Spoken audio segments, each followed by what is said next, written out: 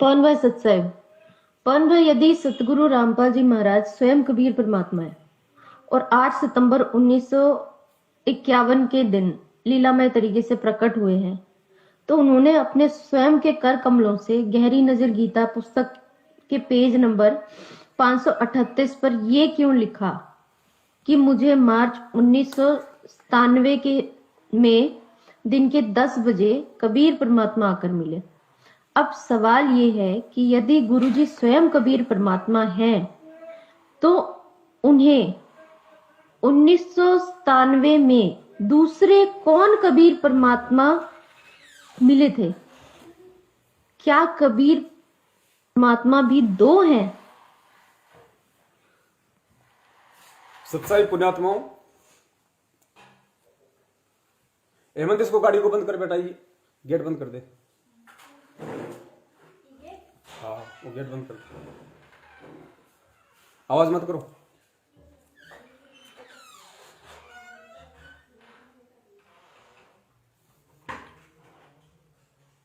तो पुण्यात्माओं, जो पहला सवाल है बहन का, वो बहन ने ये किया है कि यदि सतगुरु रामपाल जी महाराज जी स्वयं कबीर परमात्मा हैं और 8 सितंबर 1951 के दिन लीलामय तरीके से प्रकट हुए हैं, तो उन्होंने अपने स्वयं के कर कमलों से गहरी नजर गीता पुस्तक के पेज नंबर 538 पर यह क्यों लिखा कि मुझे मार्च 1997 में दिन के 10 बजे कबीर परमात्मा आकर मिले। अब सवाल यह है कि यदि गुरुजी स्वयं कबीर परमात्मा है, तो उन्हें 1997 में दूसरे कौन कबीर परमात्मा मिले थे? क्या कबीर परमात्मा भी दो हैं? यह बहन का सवाल है। क्योंकि पुण्यात्माओं, ये पुस्तक है गहरी नजर, ये आध्यात्मिक ज्ञान गंगा पुस्तक है। इसका पेज नंबर 538 है और 538 पेज नंबर पे परम पूज्य सतगुरु रामपाल जी महाराज जी ने लिखा है कि मुझ रामपाल दास को परमेश्वर कबीर साहिब जी संवत 2054 फाल्गुन मास शुक्ल पक्ष एकम मार्च 1997 को दिन के 10 बजे मिले तथा सार शब्द की वास्तविकता तथा संगत को दान करने का सही समय का संकेत देकर अंतर्ध्यान हो गए तथा इसको अगले आदेश तक रहस्य युक्त रखने का आदेश दिया।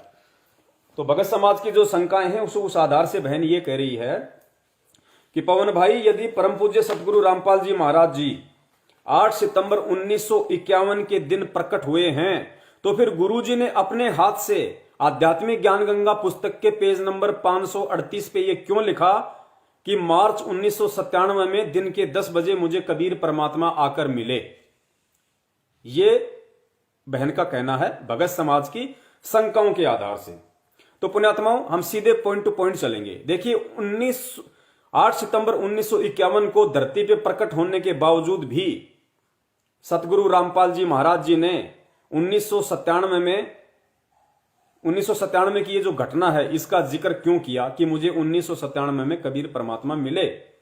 तो देखिए पुण्यात्माओं, यही सतगुरु का सबसे बड़ा खेल होता है और यही वो संकेत हैं जो आप और हमने अब इसको गहराई से समझना पड़ेगा गुरु जी के ज्ञान को आधार बना के। 1997 का जो जिक्र किया है परमपिता परमेश्वर जी ने, वो इसलिए किया है क्योंकि परमात्मा एक भगत के रोल में थे। 17 फरवरी 1988 को वो कबीर परमेश्वर सतगुरु रामपाल जी महाराज जैसी लीला उन्होंने 650 साल पहले की थी, रामानंद जी को अपना मुंह बोला गुरु बना के, उस समय केवल या तो रामानंद जी जानते थे या स्वयं कबीर परमात्मा जानते थे कि कौन गुरु है और कौन शिष्य है। लेकिन लोगों की दृष्टि में उन्होंने कबीर जी को अपना गुरु धारण किया और रामानंद जी को कह दिया कि ये मेरा खास आदेश है, किसी के सामने आप इसका जिक्र नहीं करोगे। लोगों की दृष्टि में आप मेरे गुरु बन के रहोगे, मैं आपका शिष्य, और हकीकत में मैं आपका गुरु हूं, आप मेरे शिष्य हैं। और परमेश्वर की वाणी है कि साहिब से सतगुरु भय, सतगुरु से भय साध, ये तीनों अंग एक हैं, गति कुछ अगम अगाध। परमात्मा स्वयं है, स्वयं ही परमात्मा सतगुरु का रोल करते हैं, फिर स्वयं ही वो परमात्मा एक विशेष आत्मा को अपना मुंह बोला गुरु बनाते हैं, एक साध की भूमिका करते हैं।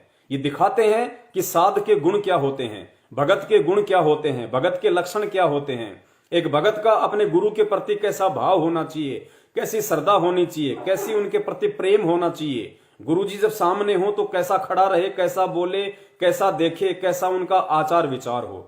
ये सारा का सारा खेल समझाने के लिए परमात्मा एक उदाहरण पेश करते हैं भगत समाज के सामने कि एक शिष्य कैसा होना चाहिए। तो 1997 की बात का जो जिक्र परमेश्वर ने किया है वो उन्होंने उस भगत के रोल के माध्यम से किया है। और भगत के रोल के माध्यम से वो लीला करने का परमेश्वर के दो मुख्य कारण थे।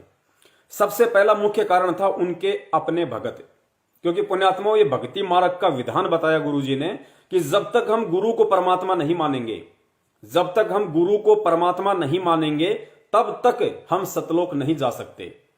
तो जो लीला परमात्मा एक आम व्यक्ति की सन 1951 से कर रहे थे और 17 फरवरी 1988 से जब उन्होंने दादा गुरुदेव स्वामी रामदेवानंद जी महाराज जी को अपना मुंह बोला गुरु बना के जो भगत की भूमिका की और भगत की भूमिका करते हुए जो उन्होंने भक्ति की, जिस प्रकार से वो भगत समाज में रहे, भगत भाइयों के साथ में रहे, गुरु जी के चरणों में रहे, तो लोगों की दृष्टि में वो केवल एक भगत की तरह ही दिखाई दे रहे थे कि संत रामपाल जी महाराज जी भी हमारी तरह एक भगत है। 1994 में फिर गुरुदेव ने लीलामय तरीके से, क्योंकि उन्हें कोई आदेश नहीं दे सकता नाम दीक्षा देने का, वो लोगों को नाम दीक्षा देने का आदेश दे सकते हैं लेकिन उन्हें कोई नहीं दे सकता। लेकिन लीला उन्होंने ऐसी ही करनी थी जगत के सामने एक लोक दिखावे में। तो दादा गुरुदेव जी की तरफ से सन 1994 में संत रामपाल जी महाराज जी को नामदान देने का आदेश प्राप्त हुआ। अब नामदान देने का आदेश का मतलब है गुरु बनना। अब पुण्यात्माओं, जो उनके भगत भाई थे, जो दादा गुरुदेव जी से जुड़े हुए थे, वो उन्हें कैसे गुरु के रूप में स्वीकार करें। इसलिए और आज आप और हम जो पुण्यात्माएं हैं, हम कैसे यकीन करें कि संत रामपाल जी महाराज जी परमात्मा हैं और हम कैसे गुरु को परमात्मा माने। इसके लिए परमात्मा ने आध्यात्मिक ज्ञान गंगा पुस्तक में सन 2005 में ये 1997 वाली घटना का जिक्र किया, ताकि इस घटना को पढ़ के, इस घटना को जान के कम से कम जो मेरे भगत हैं वो तो कम से कम मुझे परमात्मा मान लें कि भाई संत रामपाल जी महाराज जी अब धरती पे नहीं है। क्योंकि संध्या आरती में हम लोग क्या पढ़ते हैं कि तेरा रामपाल अज्ञान किया सतलोक का वासी, तेरा रामपाल अज्ञान किया सतलोक का वासी। सतलोक के वासी वो कब हुए, कैसे हुए, इस बात को परमात्मा ने एक पॉइंट में समेट के रख दिया और वो पॉइंट है सन 1997 की घटना कि मेरे जो भगत हैं, मेरे भगत कम से कम मुझे इस पॉइंट को आधार बना के ही परमात्मा मान लेंगे कि भाई एक तरफ तो संध्या आरती में लिखा है कि तेरा रामपाल अज्ञान किया सतलोक का वासी, अर्थात संत रामपाल जी महाराज जी जो सतलोक के वासी हो चुके हैं, संत रामपाल जी महाराज सतलोक जा चुके हैं। अब अगर संत रामपाल जी महाराज सतलोक जा चुके हैं तो फिर धरती पे कौन है उनके रूप में। इसलिए परमात्मा ने 1997 वाली बात इस पुस्तक में लिखी कि मुझे मार्च 1997 में दिन के 10 बजे कबीर परमात्मा आकर मिले। और यहां से मेरे भगत ये आइडिया लगा लेंगे कि भाई 1997 में जब कबीर परमात्मा संत रामपाल जी महाराज जी को आके मिले, उसी क्षण संत रामपाल जी महाराज जी की आत्मा को उन्होंने सतलोक भेज दिया और उसके बाद से 1997 से खुद वो कबीर परमात्मा संत रामपाल जी महाराज जी के रूप में धरती पे प्रकट है।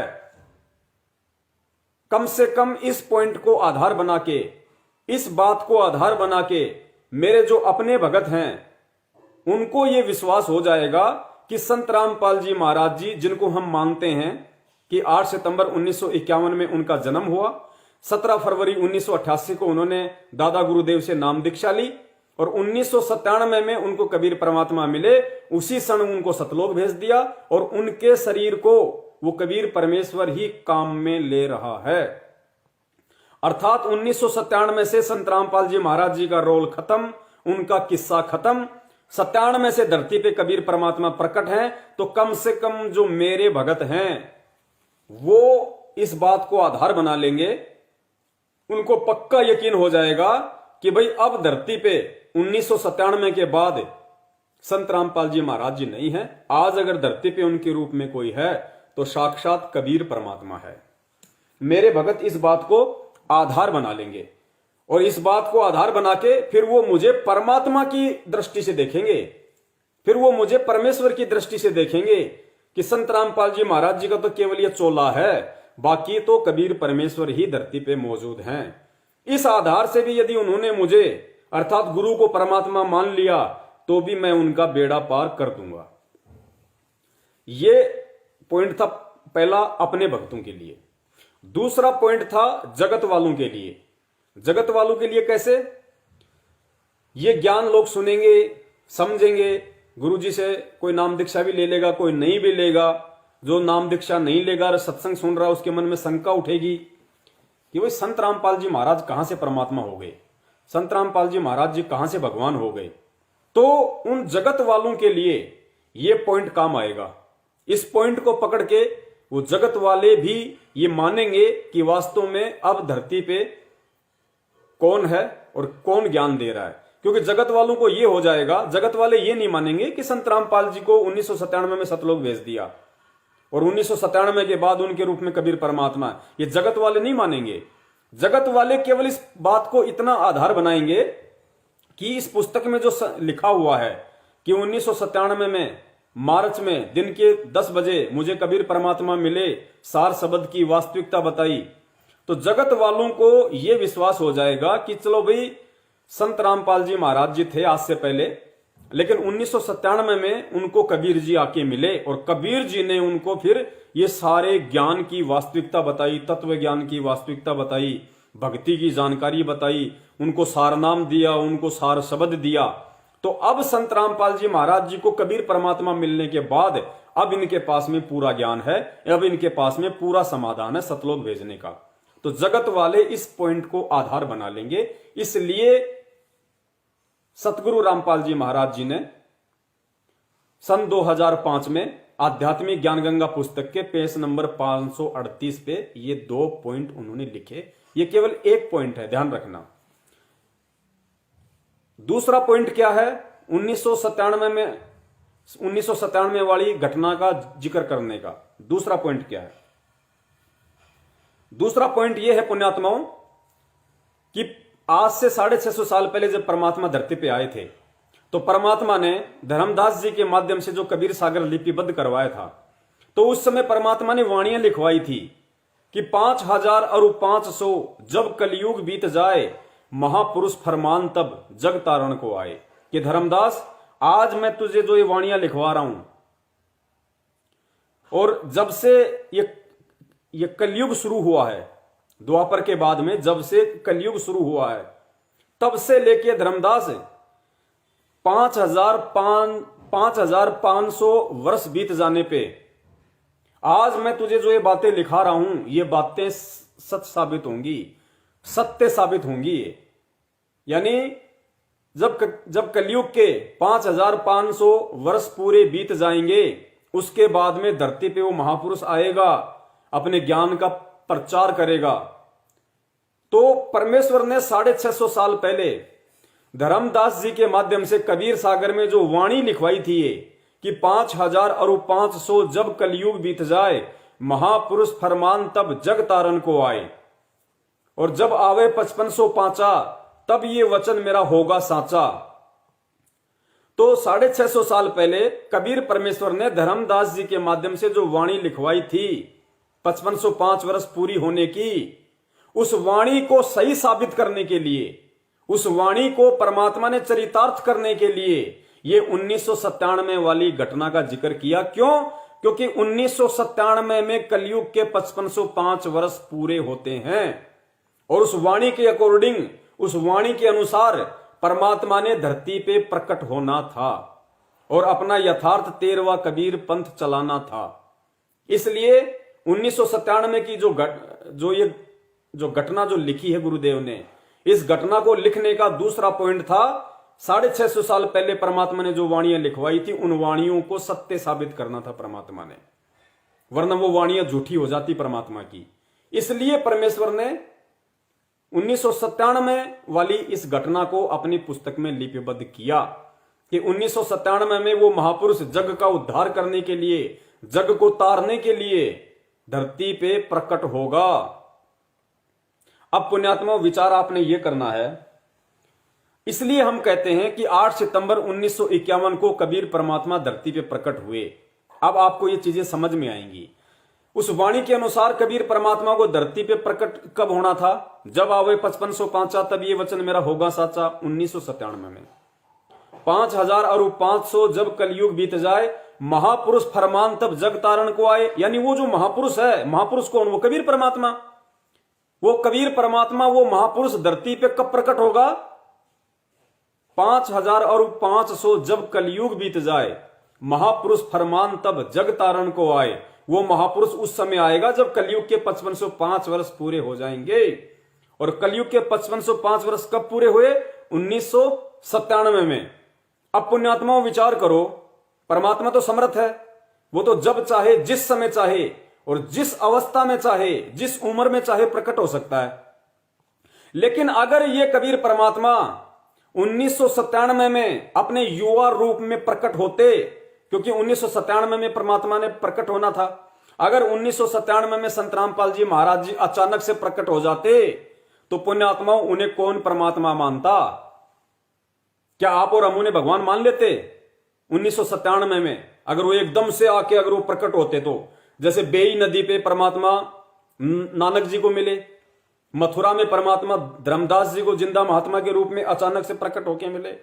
अगर 1997 में वो कबीर परमात्मा अचानक से प्रकट हो जाए किसी भी रूप में, चाहे संत रामपाल जी महाराज जी का रूप हो, चाहे आपका रूप हो, चाहे मेरा रूप हो, वो तो कोई भी रूप बना सकता है।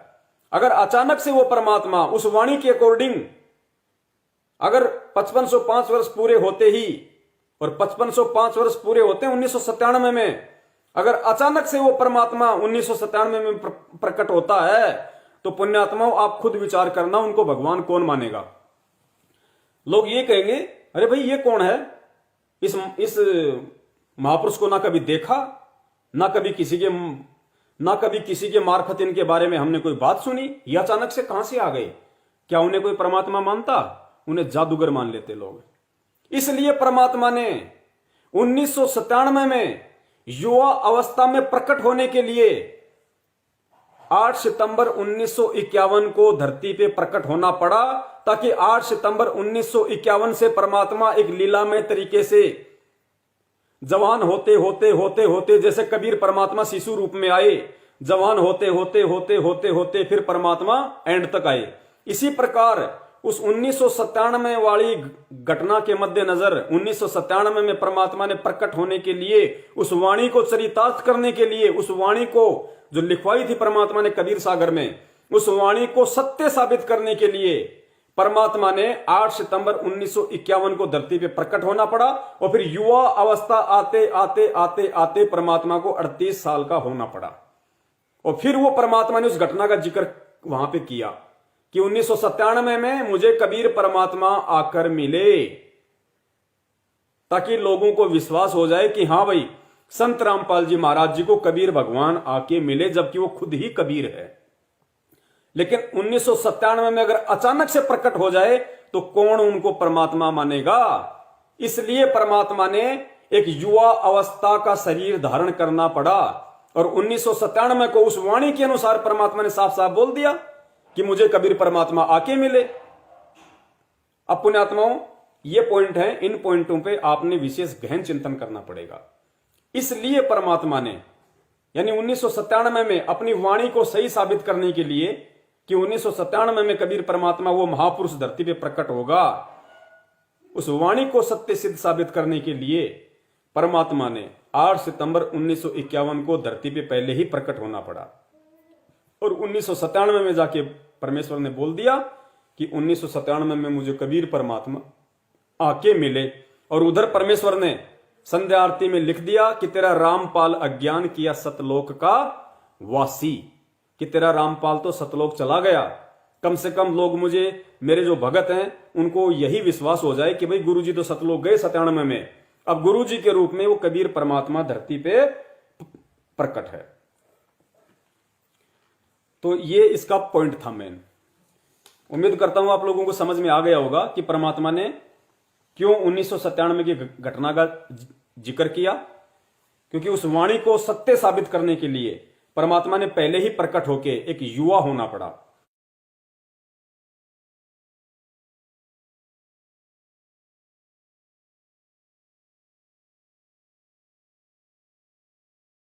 तन मन शीस ईस अपने पे, तन मन शीस ईस अपने पे, पहले में चोट चढ़ावे जब कोई राम भक्त गत पावे हो जी, जब कोई राम भक्त गत पावे हो जी।